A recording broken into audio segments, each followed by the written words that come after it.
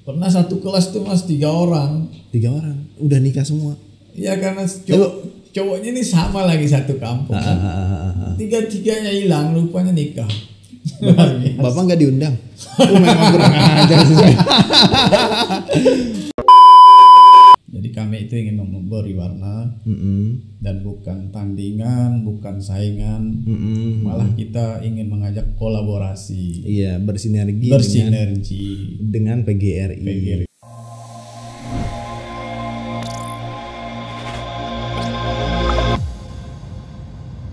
Baik, selamat datang Bapak Heri Sutrisno dari Ketua IGI Kabupaten Sanggau ya. IGI Indonesia.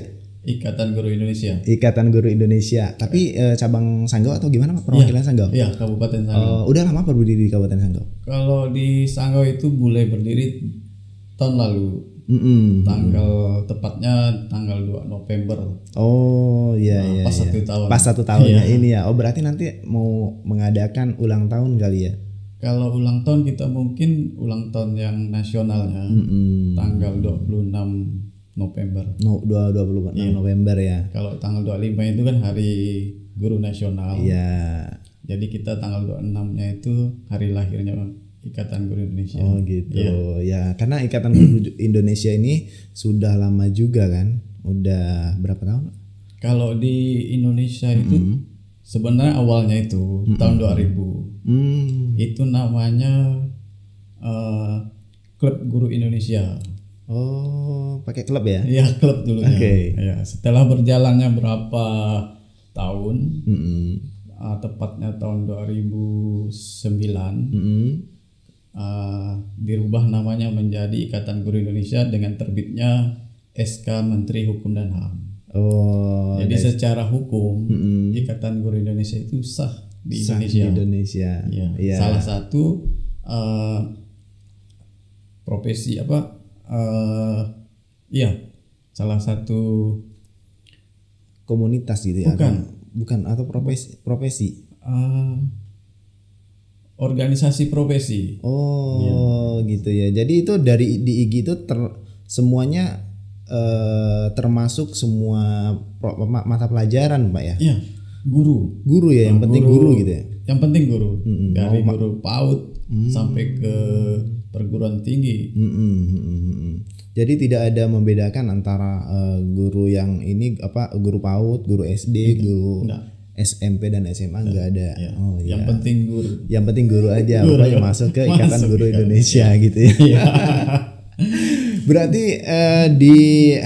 untuk program IGI ini kan banyak sekali yang lebih merambah ke sektor teknologi kalau saya lihat. Iya, banyak sekali, Mas. Nah, itu lebih kalau dengan zaman saat ini sih malah lebih ini Pak ya, maksudnya lebih aktual. Iya, dia mengikuti zaman lah ya. Jadi mengikuti zaman, perubahan-perubahan itu kan kita lihat lah sekarang kan. Iya. Jadi teknologi makin meningkat. Jadi guru pun sebenarnya sudah dituntut harus berubah. Iya. Jadi kalau menurut saya, mengapa saya tertarik dengan IGI? Karena di sana banyak perubahan-perubahan. Salah satunya seperti apa itu Pak? Selain teknologi? Peningkatan keprofesionalan guru ya. Keprofesionalan guru. Jadi dalam hal misalnya nih dalam pengajaran, kita kan biasa menggunakan media. Media-media itu kan sekarang banyak pakai media teknologi. Betul. Anak-anak sekarang malah lebih canggih dari guru. Iya. Nah, jadi mau tidak mau guru kan harus mengikuti. Harus menyeimbangkan dengan pola pikir dan perkembangan anak terhadap teknologi. Jadi dengan hadirnya IGI ini, maunya kami itu sebenarnya ingin memberi warna lain. Nah, kalau kami menganggapnya PGRI itu adalah saudara tua kami sebenarnya. Karena PGRI itu memang lahir duluan. Iya.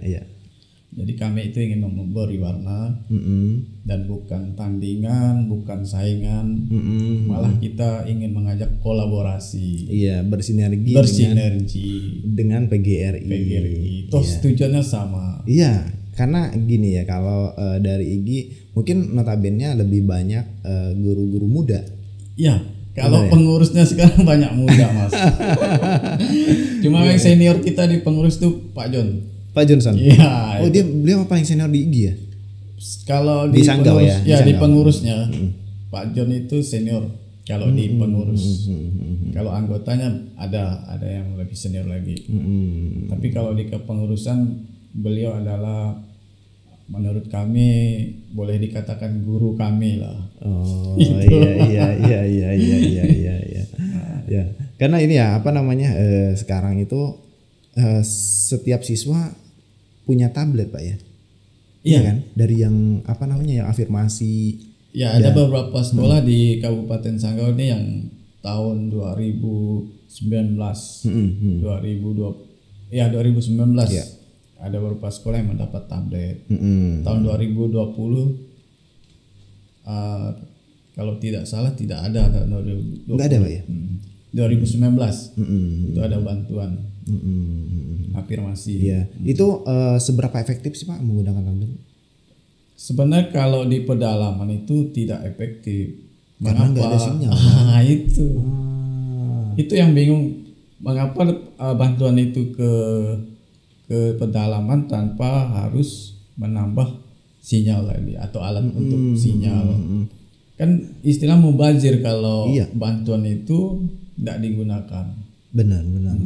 Jadi untuk saat ini digunakan untuk apa Pak? Main game? Ini digunakan ketika guru-gurunya atau mereka di tempat-tempat yang ada sinyal. Tetap digunakan. Kalau kayak gitu berarti gini, misalnya di sekolah nggak ada sinyal, otomatis pindah tempat belajar dong. Iya. Oh gitu. Ya, misalnya di tempat di sekolahnya itu tidak ada sinyal. Kebetulan atau mungkin mau di kebun atau di hutan, tapi bukan hutan yang Iya.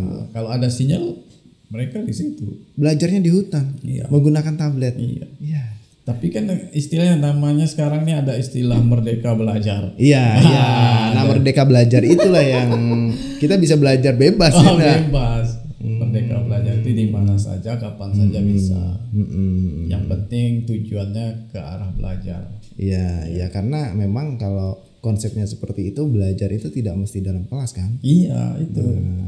Malah anak-anak itu lebih asik ketimbang di dalam kelas.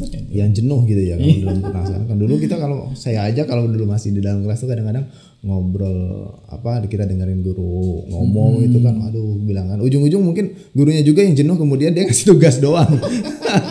Iya gitu ya, zaman dulu Pak masih pakai buku teks itu Pak. Kalau enggak tuh kasih buku sama siswanya, kan ada sekretaris kelas gitu kan kalau zaman saya itu kan. Kemudian ini kamu catat dari halaman ini sampai halaman ini, ya udah kita nyatat, gurunya pergi gitu Pak. Tapi sekarang udah nggak ada lagi Pak, mungkin kayak gitu ya. Itu sekarang ini yang dihilangkan.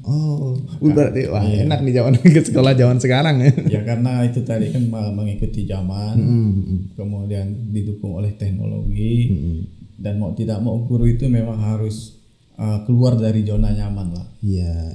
Yang dulunya malas-malasan pelatihan misalnya, atau malas-malasan untuk berubahlah dari sekarang. Berarti itu mau nggak mau kan? Mau nggak mau. Karena itu kita balik lagi ke programnya IGI itu sampai ke apa sih programnya, lupa saya tuh. Kan ada yang tablet ya, satu guru satu tablet. Oh ya, itu kan? Kanal-kanal pelatihan. Oh, kanal-kanal pelatihannya. Dia kalau di IGI itu ada 95 kanal pelatihan. Banyak Pak. Ya. Jadi kalau guru-guru ingin pelatihan misalnya nih Mas, saya ingin membuat buku. Ada kanalnya di sana, satu guru satu buku. Itu maksudnya misalnya saya seorang guru ya.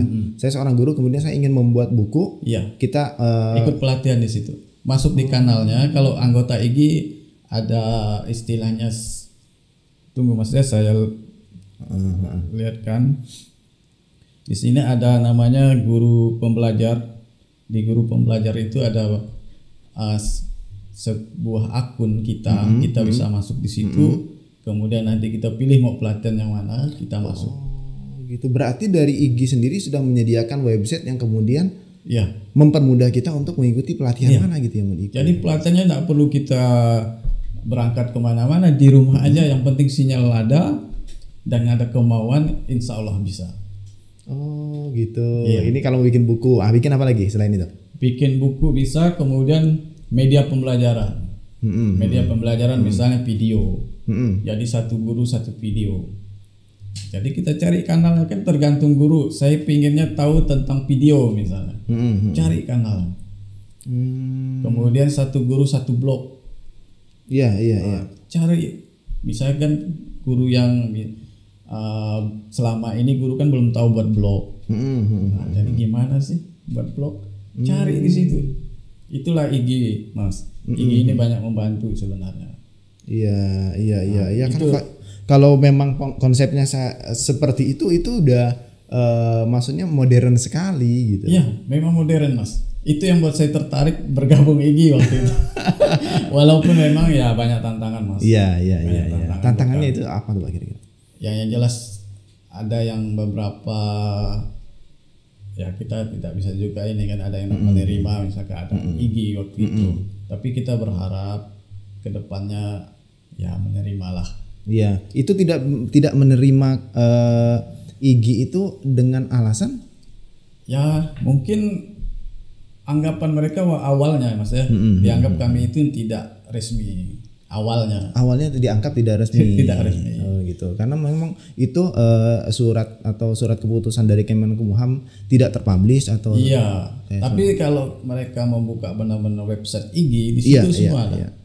Iya. Dari surat Kementerian Hukum dan HAM, kemudian ada akte notarisnya lengkap. Kemudian ada ADART-nya lengkap juga. Jadi di websitenya buka aja, Mas. Tinggal dibuka ig.or.id. Semua sudah ada. Iya. Nah kalau misalkan tadi selain pelatihan-pelatihan yang Bapak sebutkan tadi gitu kan, berarti kan itu tergantung dari kondisi di lapangan guru itu gitu kan? Iya. Jadi kalau pelatihan-pelatihan yang selama ini saya ikuti itu tidak mengganggu proses belajar mengajar kita di sekolah, Mas.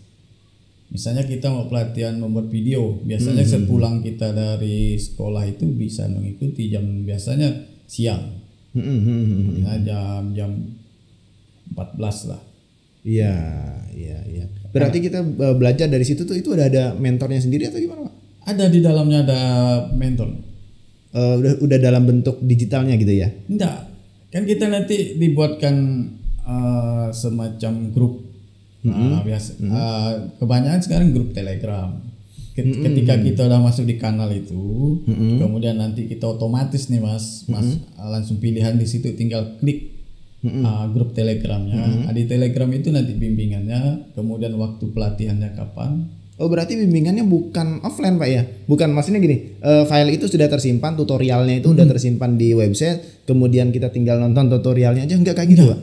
Ada mentornya langsung online. Nanti berarti kan di waktunya kan ada ditentukan, misalnya tanggalnya ditentukan, harinya ditentukan, jam ditentukan. Ya kalau memang orangnya berarti kan menyesuaikan jadwal dari si mentor itu. Cuma kita hanya memilih kanal itu hanya untuk pelatihannya aja, tapi kalau mentor tetap daring. Tetap berkomunikasi. Iya. Kalau misalkan seperti YouTube, kalau YouTube kan dia udah terupload duluan gitu ya tutorialnya, kemudian baru kita mempelajari itu, ya itu kita nggak bisa di chat secara langsung gitu ya. Kalau ini langsung bisa, Mas. Jadi nanti tutorial tetap dikasih. Iya. Setelah dijelaskan dikasih, kemudian bisa kita bisa komunikasi dengan mentor-mentornya bisa. Misalnya kita tidak jelasnya di mana, nanti mereka jelaskan ini begini. Iya. Nah, kemudian kalaupun tidak mentornya, biasanya di grup itu kan kita sama-sama yang ikut latihan itu bisa berbagi. Oh, mereka juga bisa sharing dulu. Sharing dulu di situ. Mungkin ada yang lebih tahu barangkali kan. Jadi bisa terbantu sebelum si mentornya yang memberikan tahu gitu ya, memberikan informasi. Nah, selain itu programnya apa lagi Pak selain ini?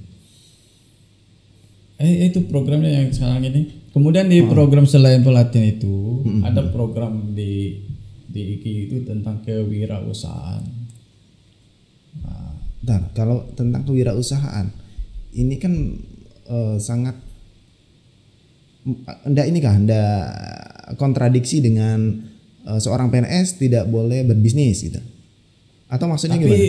kita tadi itu kan mengikuti zaman, Mas. Jadi kalau sekarang ini kita yang penting kita tahu tugas pokok kita sebagai pengajar, sebagai guru. Iya.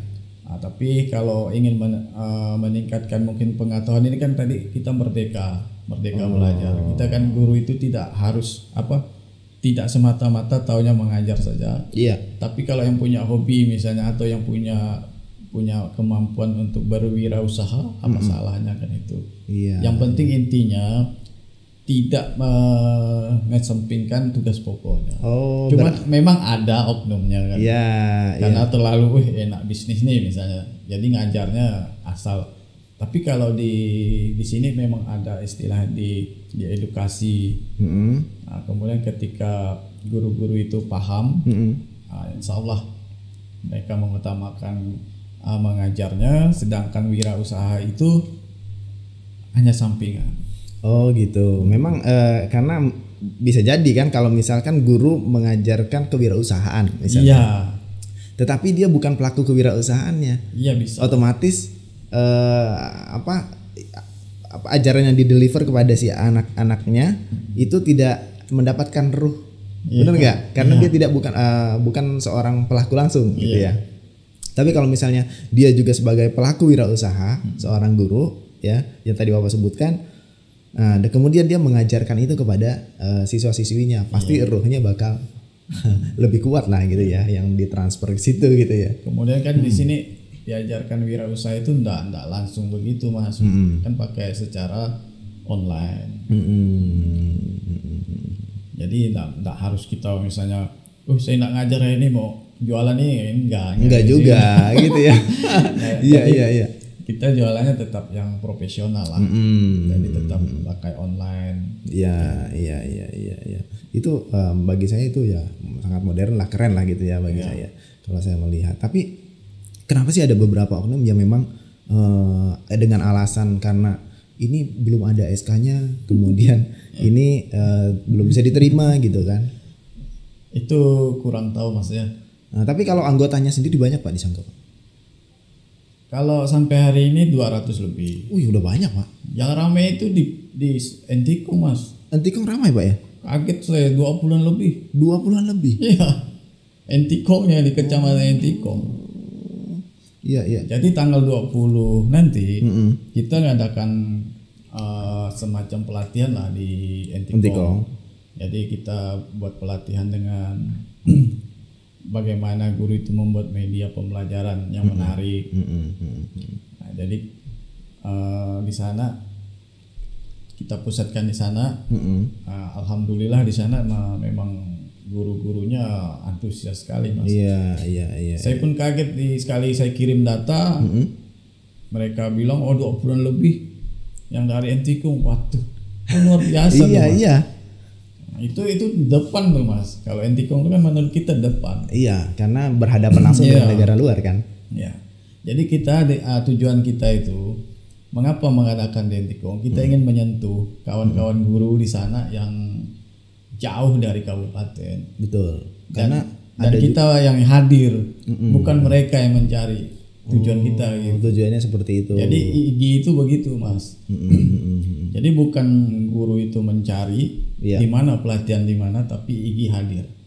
Contohnya tadi kanal itu hadir untuk guru.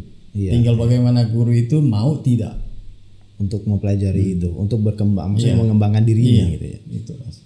Tapi kalau hanya diam-diam, sampai nanti pendidikan kita ya begitulah. Iya benar. Karena kalau kita tidak mengupgrade ya seorang tim pengajar gitu kan. Nah sementara anak-anak atau siswa-siswinya ini dia sudah termanjakan oleh teknologi, benar nggak? Iya, nah betul. Tapi ada nggak orang yang guru yang tidak, maksudnya agak kesulitan untuk menerima pengajaran-pengajaran yang ada gitu? Ya ada Mas. Ada ya. Tapi kan nggak sebanyak lah. Yang kita pikir. Tapi masih ada. Masih ada gitu kan. Hanya mungkin ada yang belum membuka diri gitu. Tapi motivasi apa sih yang diberikan sama IGI? Ya itu tadi Mas kita tunjukkan.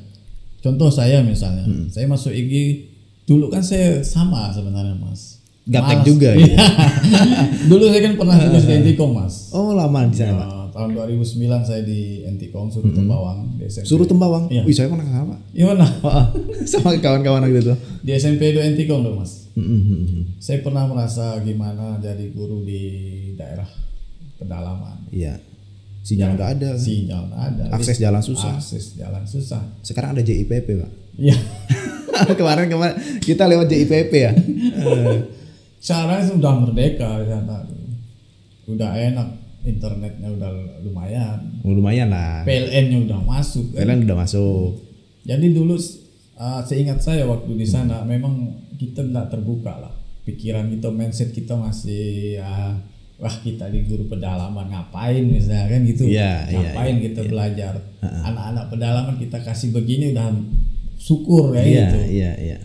Setelah saya keluar kemudian saya mulai mengikuti Caman tadi kan. Iya. Kemudian ada keinginan berubah dan pas hadirnya Igi. Iya. Oh ini saya nih gitu ya. Saya kan sukanya tapi enggak terlalu bisa, tapi saya sukanya misalnya teknologi kan, misalnya buat ini buat itu. Nah, jadi saya pengen coba walaupun enggak sehebat Mas misalnya. Enggak juga Pak. Jadi kita coba gimana sih misalnya buat video kan itu. Iya. Gimana sih buat begini? Pernah saya buat video itu satu aplikasi dari jam 9 sampai jam 12 itu otodidak istilahnya Mas. Iya. Karena tadi ingin tahu kan. Iya. Dan bukan ingin tahu juga. Awalnya terpaksa sebenarnya. Jadi kita itu memang awal dipaksa. Iya. Tapi jangan terpaksa benar kan. Benar. Kalau dipaksa terpaksa benar. Terpaksa benar. Hancur nanti. Iya, benar. Jadi dipaksa kemudian akhirnya kita ikhlas. Bisa buat satu video kan alhamdulillah kan gitu. Alhamdulillah betul. Nah, itu jadi intinya itu memang kita harus membuka diri lah dan perubahan. Iya, karena dengan adanya pandemi seperti ini, otomatis kan yang oknum-oknum guru yang tadinya mungkin masih ya udah biarin aja lah seperti itu, mau nggak mau membuka diri kan? Iya. Karena pengajaran semuanya harus menggunakan online. Kemudian harus ada Zoom meeting. Betul. Terus yang nggak biasa menggunakan WA group kemudian menggunakan WA group gitu kan. Nah, tapi untuk pedalaman sana kalau mungkin bisa dapat informasi seperti apa mereka menerapkan pengajarannya di saat pandemi seperti ini Pak ya. Tapi otomatis kan Igi kan lebih dulu nih untuk merintis itu kan sebenarnya. Jadi mereka itu kombinasi sebenarnya Mas. Kombinasi online dan offline. Ya. Ketika online memang ada diinfokan. Kalau kalian online-nya ya cari waktu-waktu tertentu, cari di mana ada titik sinyal. Gitu. Tapi kalau kayak disuruh Tembawang atau di Gunung Tembawang pandemi corona kayak gini ngaruh nggak sih Pak? Sebenarnya ngaruh Mas, luar biasa ngaruhnya. Tapi banyak yang kena juga nggak? Maksudnya itunya orangnya? Ada yang terserang gitu. Kalau sistem pembelajaran kemudian berubah, kemudian ada WFH dan lain sebagainya di sana, itu sih mungkin terpengaruh karena kebijakan. Iya. Tapi kalau secara ini coronanya ngaruh nggak sih gitu? Yang ngaruh sebenarnya Mas. Ngaruh juga ya. Ngaruh juga. Ya ada juga cuma kita nggak tahu. Karena orang di sana sehat-sehat semua sih. Iya. di bawah kaki bukit, airnya bersih, kemana-mana jalan kaki. Ya kan? Gimana coba mau kenapa benar? Tapi mungkin kan. Ya. Cuma kadang-kadang mereka anggap biasa gitu. Aja karena memang antibodi mereka juga udah kuat Pak, orang kampung. Saya kan pernah di kampung yang enggak jauh di dekat-dekat sini kan. Ciri-cirinya begini ya kena berarti kan. Tapi mereka bilang biasa. Masih kuat juga ya kan. Karena memang rata-rata kalau orang kampung ya gimana coba makannya daun pucuk ubi ya kan.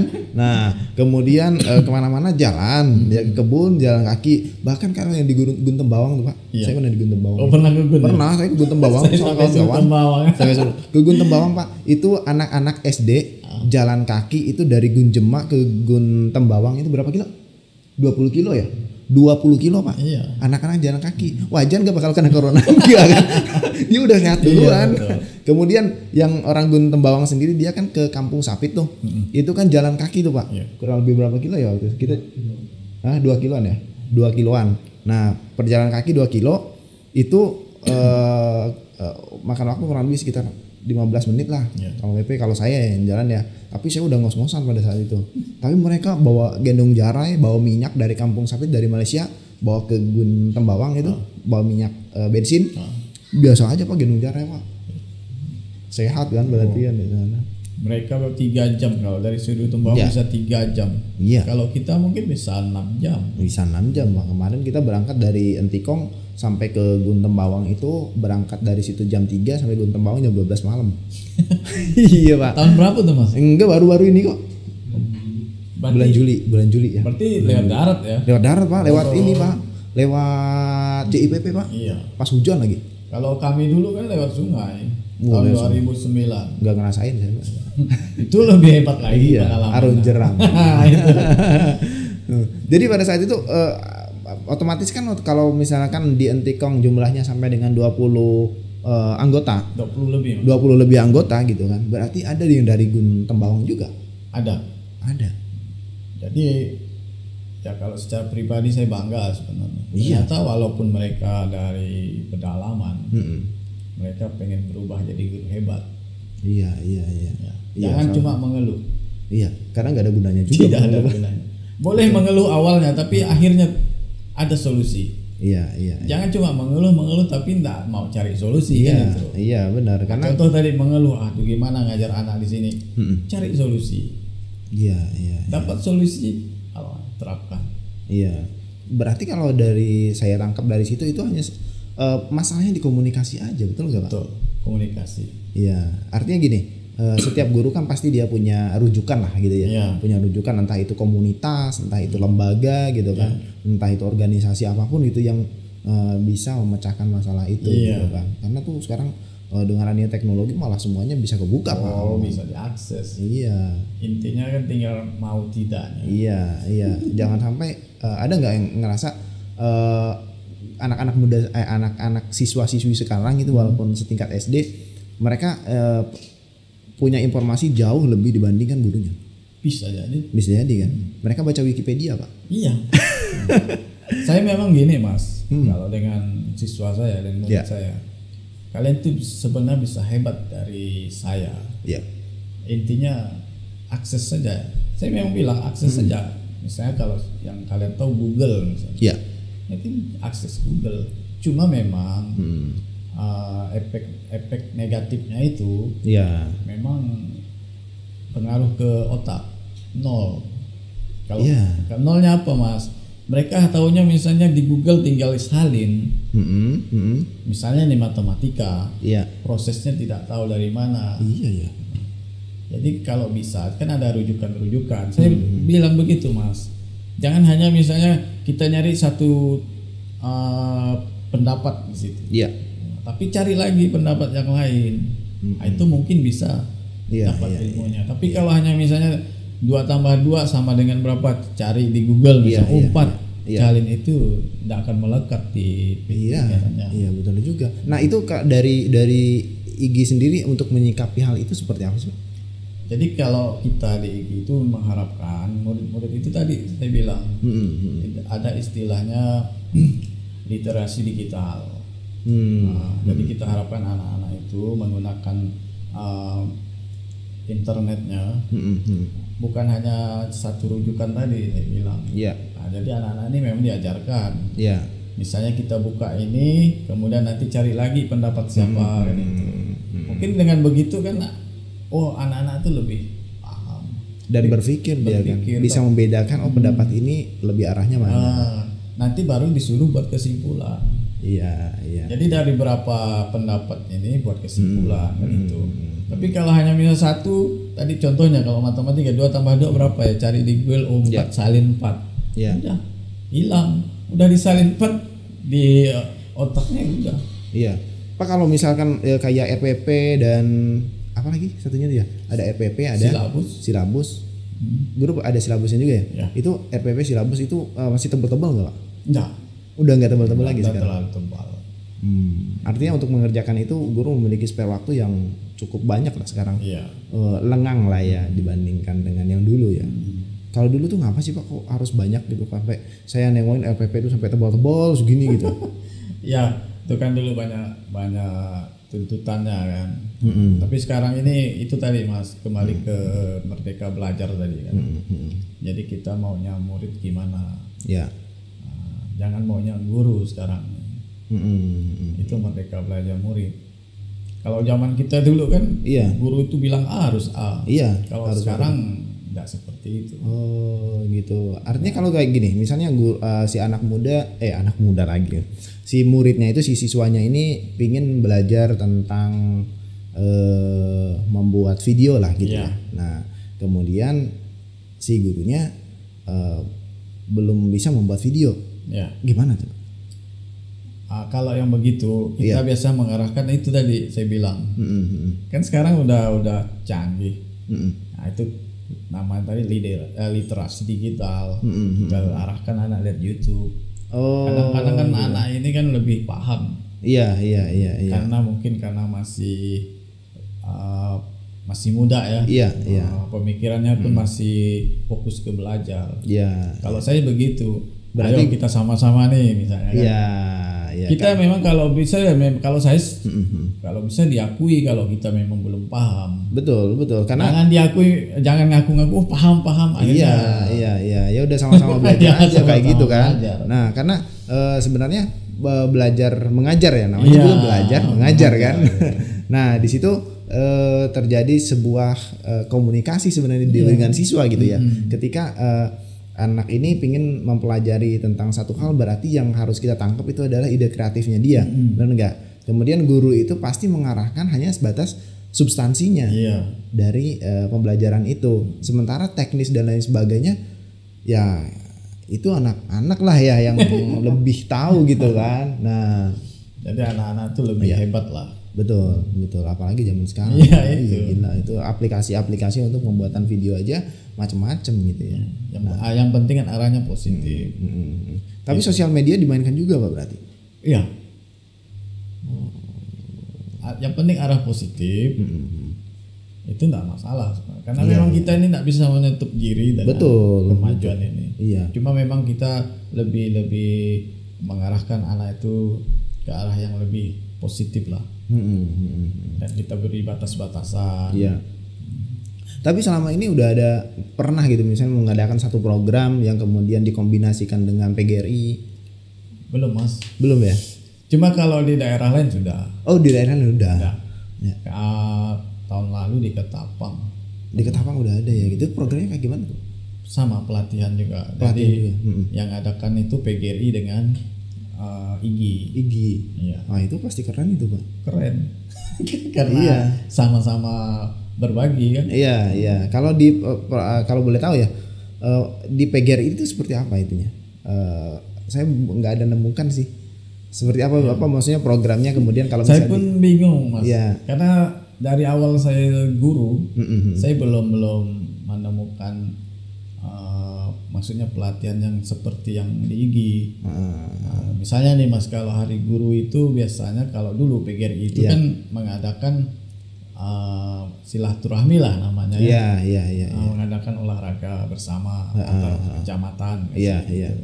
Nah, tapi kalau pelatihan itu dulunya ya Mas ya. Iya. Nah, jarang. Tapi sekarang saya lihat mulai nih Mas. Nah, mungkin dengan adanya nih Mas ya. Iya.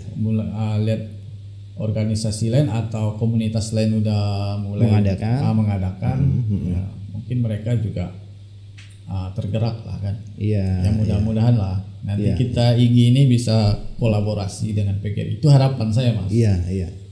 Mudah-mudahan karena memang mungkin di PGRI dia punya program sendiri gitu ya, kemudian IGI punya program sendiri. Siapa tahu mungkin karena di IGI lebih banyak anggotanya yang punya pemikiran yang muda gitu ya, dengan yang lebih modern dengan yang berdekatan langsung lah dengan teknologi mungkin kan.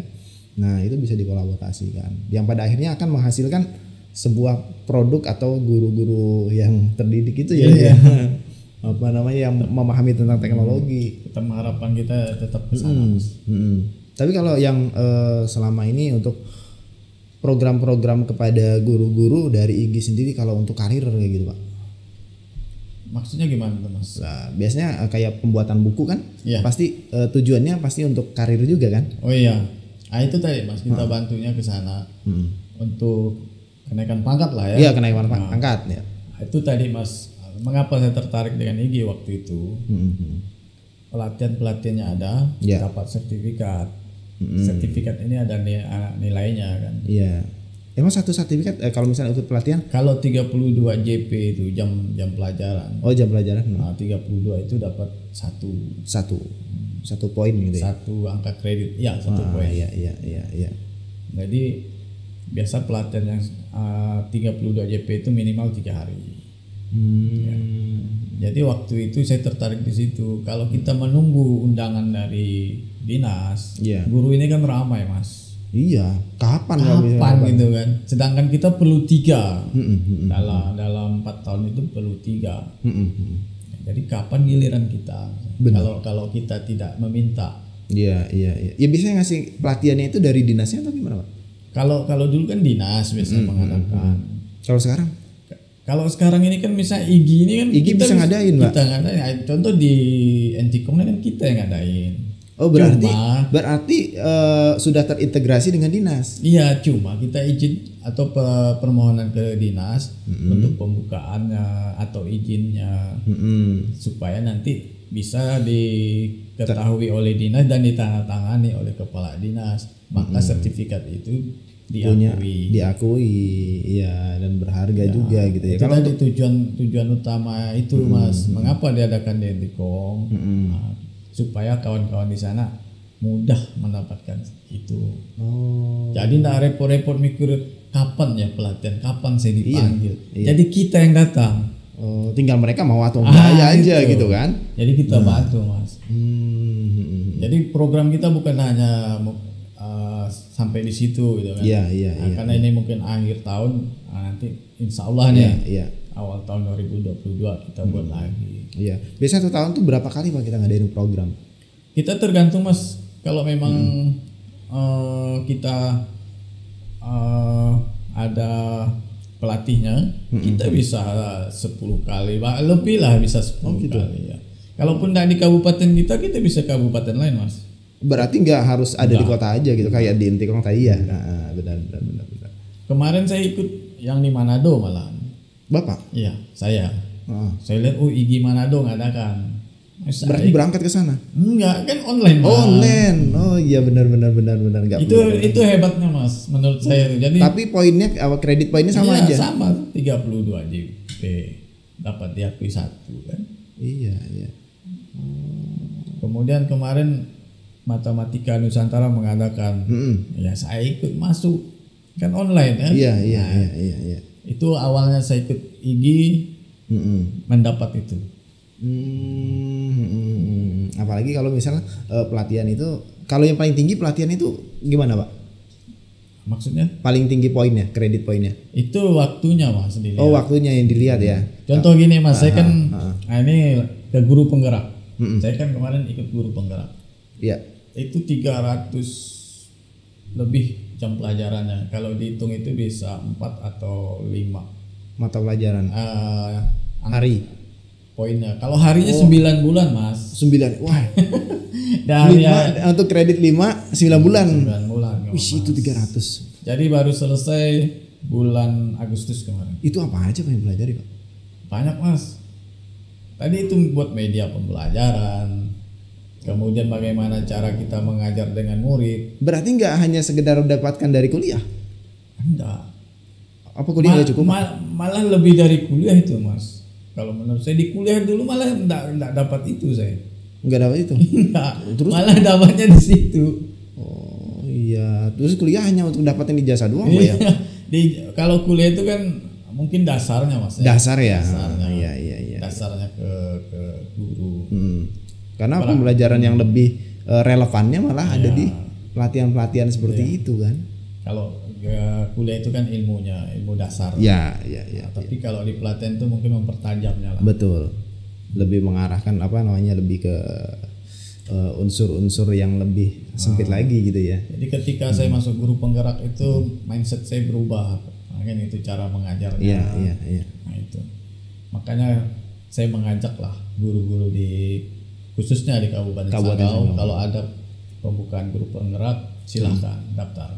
Berarti guru penggerak itu bisa di bawah IG juga atau terpisah gitu? Kalau guru penggerak ini kementerian. Oh, kementerian. Iya. Cuma banyak anggota IG yang masuk Mas.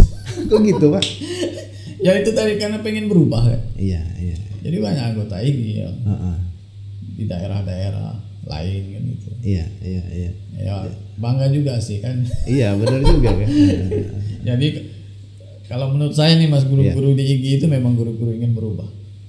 Berubah maksudnya berubah ke arah yang lebih baik. Iya, yang yang dulunya gaptek, kita berubah menjadi ke lebih mengenal teknologi gitu kan. Jadi tidak lagi saya guru pedalaman, Anda guru kota, Anda lagi. Berarti yang di pedalaman juga mereka belajarnya daring juga gitu kan?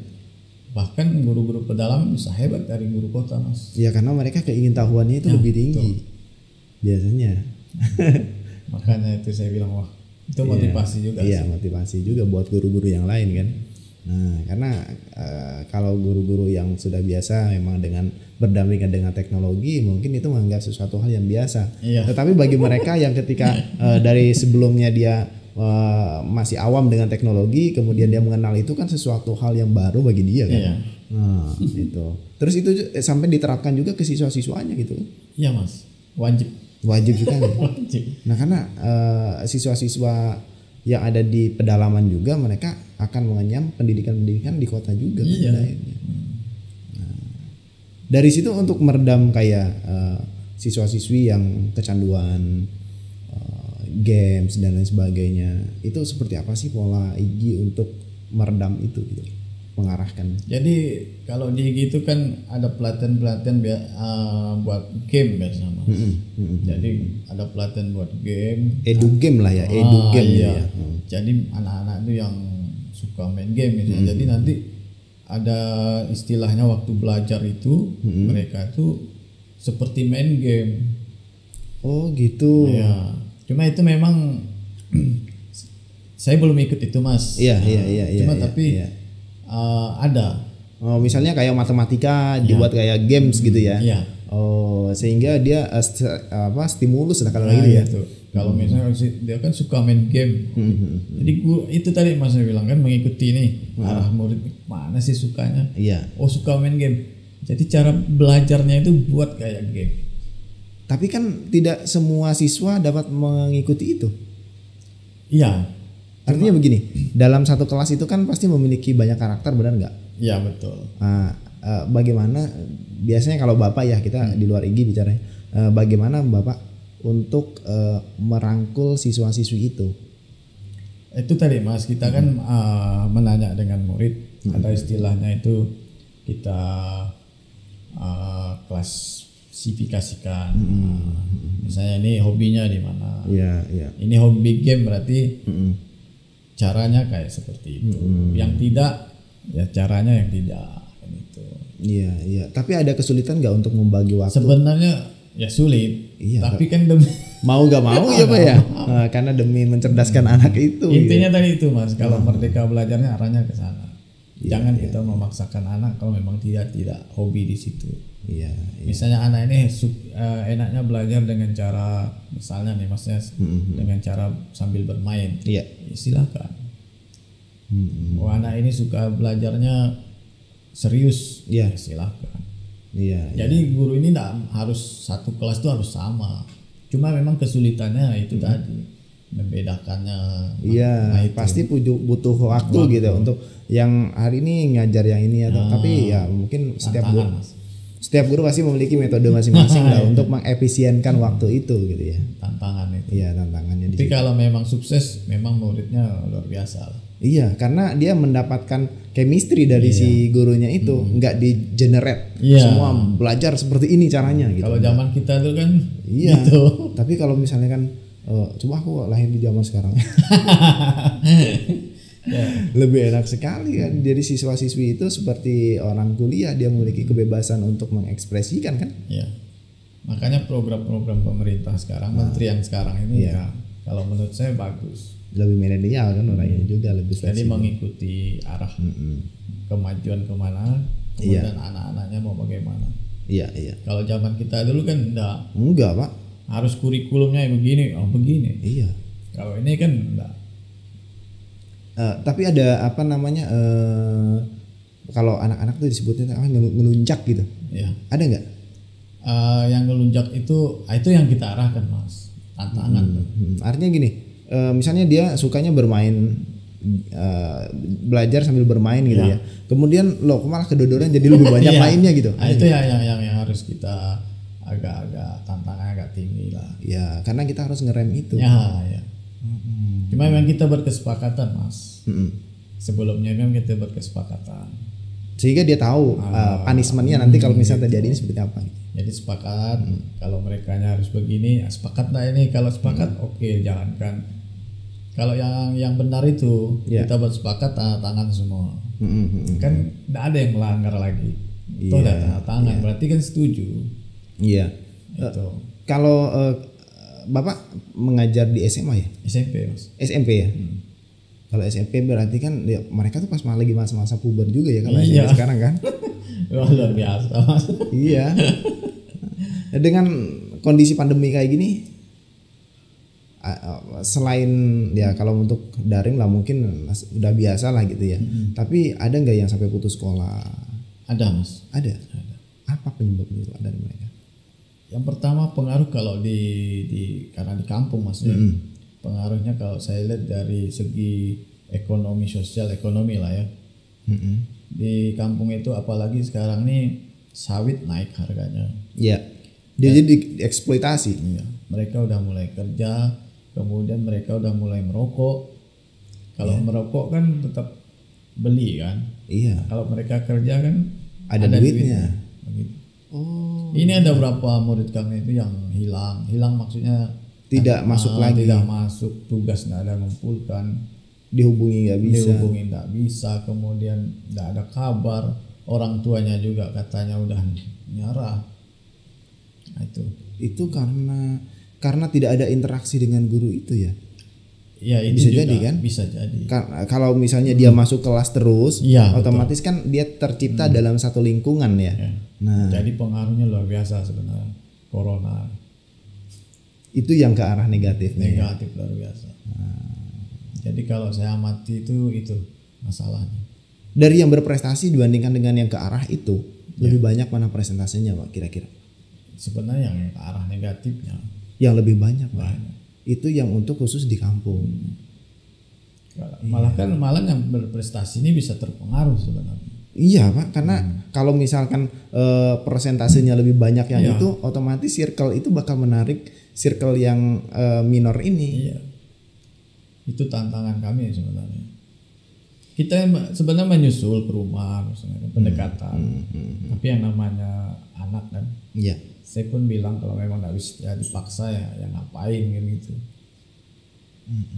Sampai saya mohon biasanya.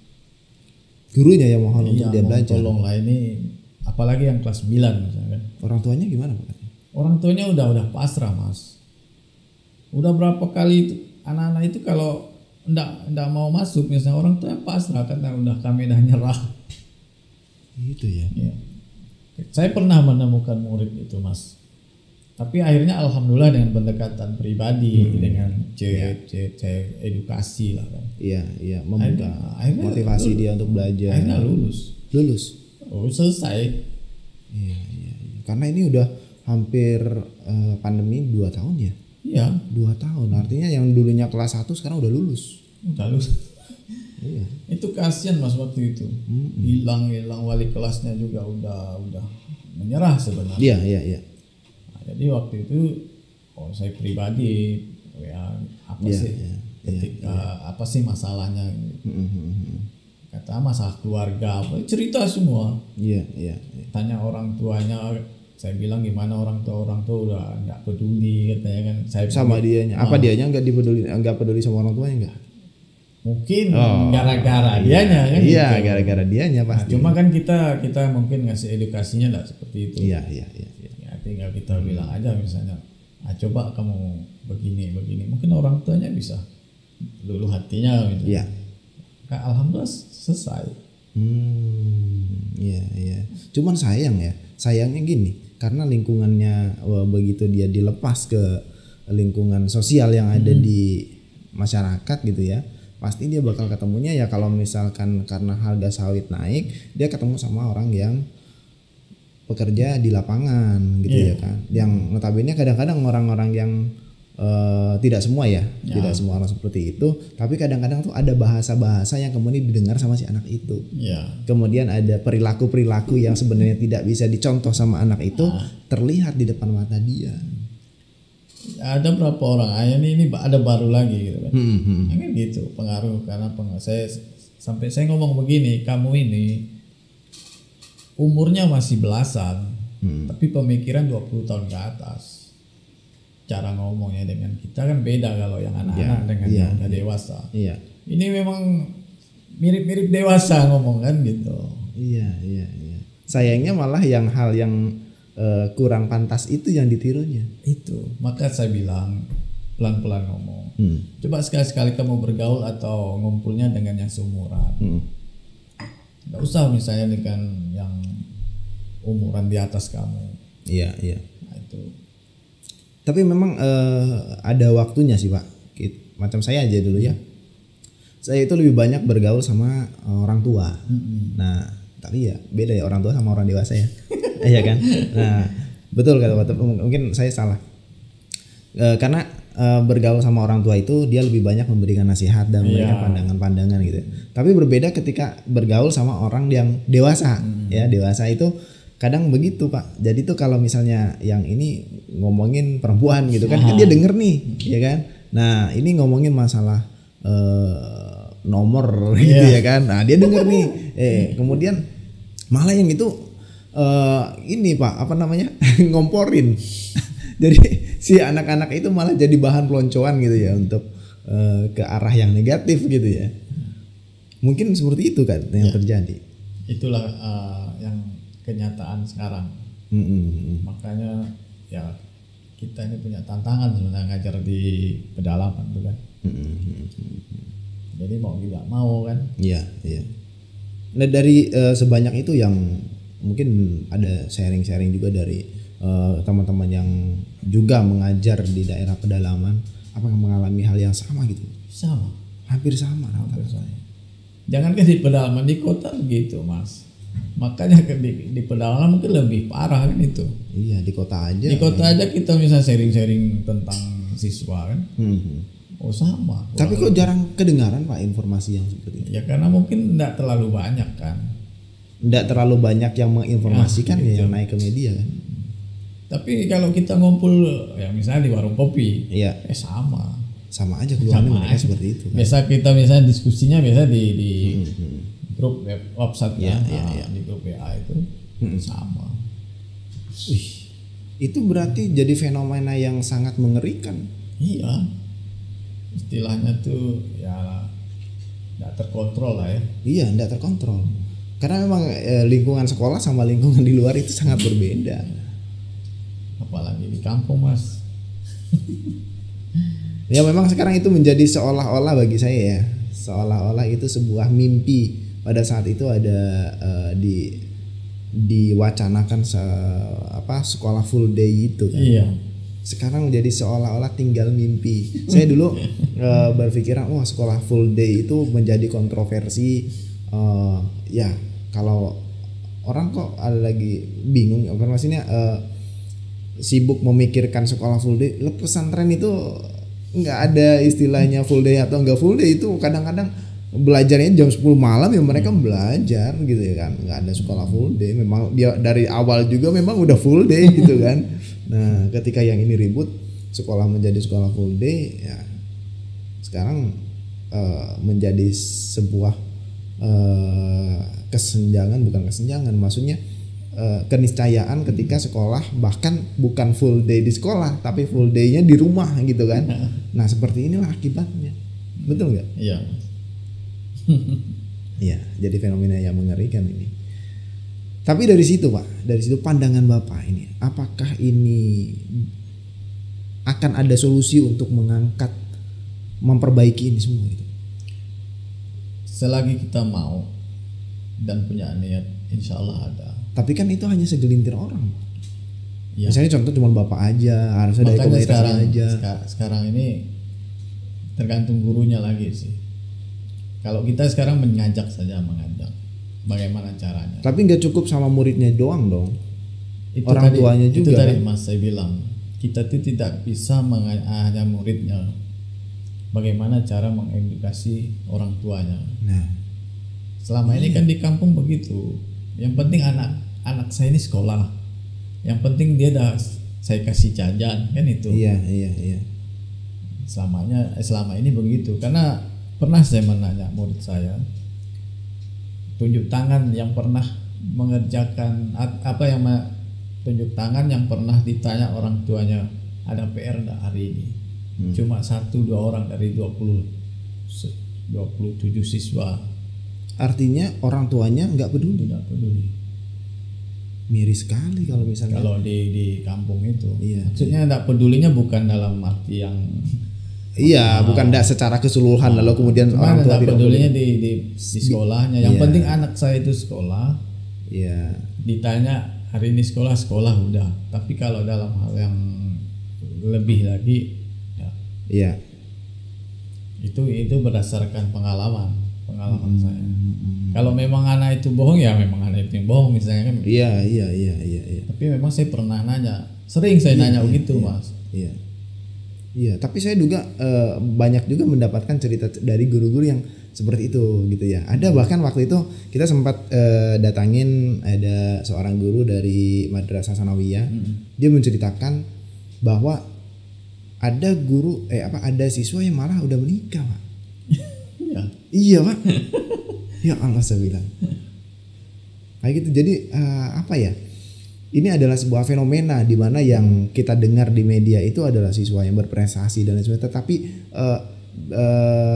other side-nya kan, sisi lain dari sebuah fenomena dari sebuah siswa yang berprestasi itu di mana banyak sekali siswa-siswa yang belum tersentuh gitu. Maksudnya sebanyak siswa-siswa yang belum mendapatkan pengajaran.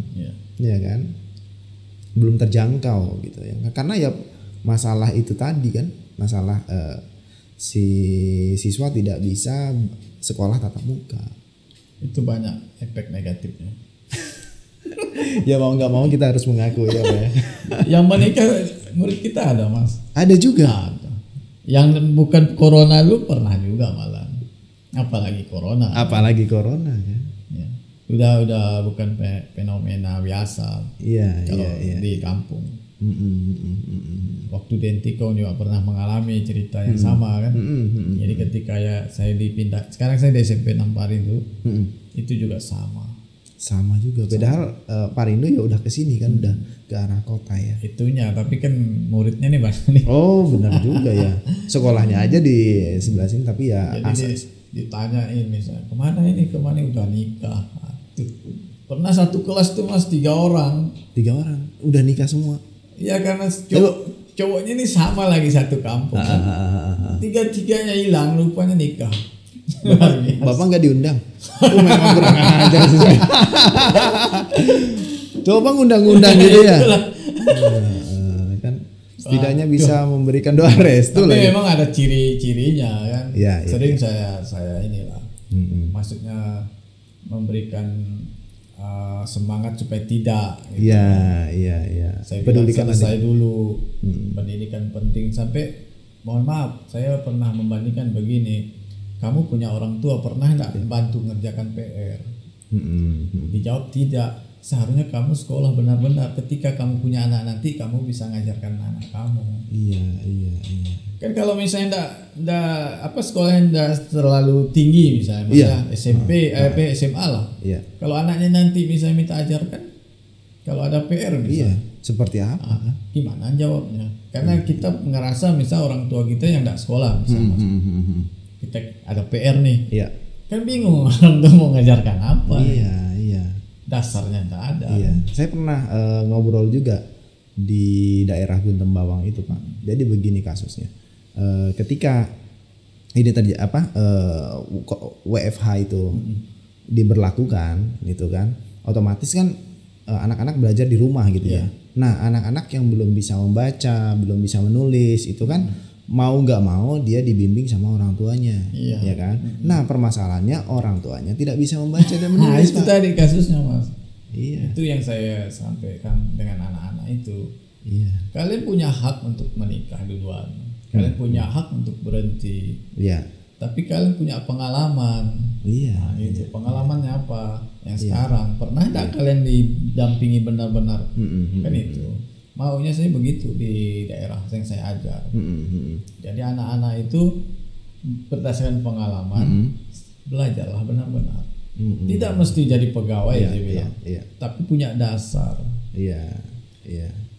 Kan bakalan punya anak saya bilang. Iya, betul. Anak ini ngadu kemana nanti? Iya. Kan itu Mas. Iya, betul. Itu yang akhirnya anak-anak labil semua mau ngadu kemana? Orang tua aja begitu kan itu. Iya. Karena saya punya pengalaman juga Mas. Anaknya ini umur 14 tahun menikah. Mamanya ini saya panggil, kok berhenti? Iya. Dengan malu-malu menjawab, saya dulu 14 tahun menikah juga Pak. Aduh, mengikuti jejak lah kalau kayak gitu. Berdasarkan pengalaman itu saya sampaikan dengan anak-anak. Jangan sampai nanti punya keturunan mengikuti jejak itu. Iya. Itu Mas. Berarti dari di IG sendiri itu menjadi bahan topik pembicaraan. Iya. Kajian malahan ya. Bagaimana kita nanti guru-guru misalnya di IG itu mengedukasi murid, supaya murid ini punya pandangannya bukan hanya sekarang, tapi ke depan. Kalau sekarang lihat, situ dah punya suami misalnya. Yang banyak ini kan dulu yang perempuan Mas, kalau laki-laki belum lah kan. Belum lah ya. Yang hilang ini yang perempuan. Sayang sekali. Bahkan yang tidak disangka-sangka nih, hilang ditanya udah nikah, wah kemarin saya lihat nggak pernah ada ciri-ciri. Coba nikah sama saya. Itu pengalaman yang saya dapatkan sekarang Mas. Iya. Berarti IG itu sampai hal seperti itu menjadi bahan riset lah gitu ya, dengan kondisi yang seperti ini. Jadi kita usahakan ke depannya begitu Mas. Iya, mudah-mudahan bisa berkolaborasi lah dengan PGRI yang memang itu sudah menjadi kakak kakak paling tua dari IG sendiri, sehingga tidak ada lagi, maksudnya tidak ada istilah tidak ada sekat lah gitu antara sebagai menganggap sebagai IG sebagai organisasi tandingan dan sebagainya. Yang jelas IG itu berdiri ingin memberi warna baru.